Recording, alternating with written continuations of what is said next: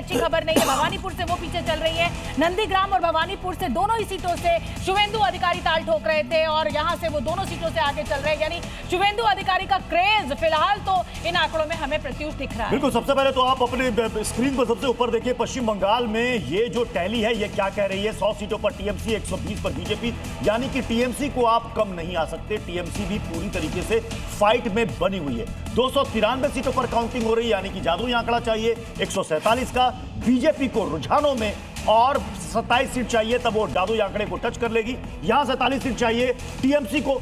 बार बार शतक तक पहुंचती है टीएमसी, फिर पिछड़ जाती है, फिर पहुंचती है, फिर पिछड़ जाती है। अब देखना है कि वो 100 से ऊपर कितना आगे लीड ले पाती है, ताकि बीजेपी के बिल्कुल करीब यहां पर पहुंच जाए। एक बार प्रत्युष देखिए आप, असम का आंकड़ा बहुत दिलचस्प है। 81 सीटों का सामने आ चुका है, 68 पर बीजेपी है और ये गैप हम ये मान कर चल सकते हैं, ये गैप शायद पट पाना बहुत मुश्किल हो पाएगा, ये कम हो पाना बहुत मुश्किल हो पाएगा। लेकिन जिस तरीके का रिफ्लेक्शन हम पश्चिम बंगाल के अंदर देख रहे हैं वो बड़ा दिलचस्प है। अभी आंकड़ा जो अभी 3 सीट का हुआ करता था वो अब 30 सीट का हो चुका है। 100 पर टीएमसी, 130 पर बीजेपी, ये पश्चिम बंगाल का आंकड़ा है।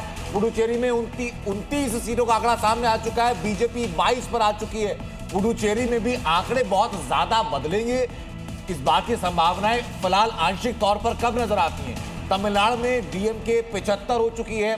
सबसे इंपॉर्टेंट टीवी के 22 वाला कि 25 और 22 यानी एआईडीएमके के करीब टीवी के पहुंच चुकी है। लगातार ये सवाल उठ रहा था कि टीवी के किसका वोट काटेगी। ऑप्शन के तौर पर विजय ने खुद को स्थापित किया है। बिल्कुल, और अभिनेता से नेता बने। और देखिए 135 यानी 35 सीटों का ये डिफरेंस अब बंगाल में देखने को मिल रहा है। 237 सीटों का हमें रुझान मिल चुका है। 147 पर यहाँ पर बहुमत होगा। बीजेपी जो है बहुत तेजी से उस बहुमत के आंकड़े में शुरुआती रुझानों में बढ़ती हुई आगे दिखाई दे रही है। 147 और 135 यानी 12 सीटों का अंतर इस समय बचा हुआ है। अगर 12 सीटों में और बीजेपी अपनी बढ़त रुझानों में बना लेती है तो फिर बहुमत का आंकड़ा यहां पर जरूर छू लेगी। बहरामपुर से बीजेपी का उम्मीदवार आगे चल रहा है। दिलीप घोष अपनी सीट से आगे चल रहे हैं। रेखा पात्रा जो है उनका हमें अभी इंतजार है, फिलहाल वो आगे चल रही थी। अधीर रंजन चौधरी जो है वो पीछे चल रहे हैं। बंगाल के बहरामपुर से कांग्रेस के अधीर रंजन चौधरी पीछे चल रहे हैं। अभी तक के जो रुझानों में अधीर रंजन चौधरी एक बार भी उन्होंने बढ़त यहां पर नहीं बनाई है। लगातार कांग्रेस के ये प्रमुख चेहरे अधीर रंजन चौधरी अपनी ही सीट से पिछड़ रहे हैं। 145 सीटों के साथ देखिए बीजेपी ने बड़ी बढ़त बना ली है।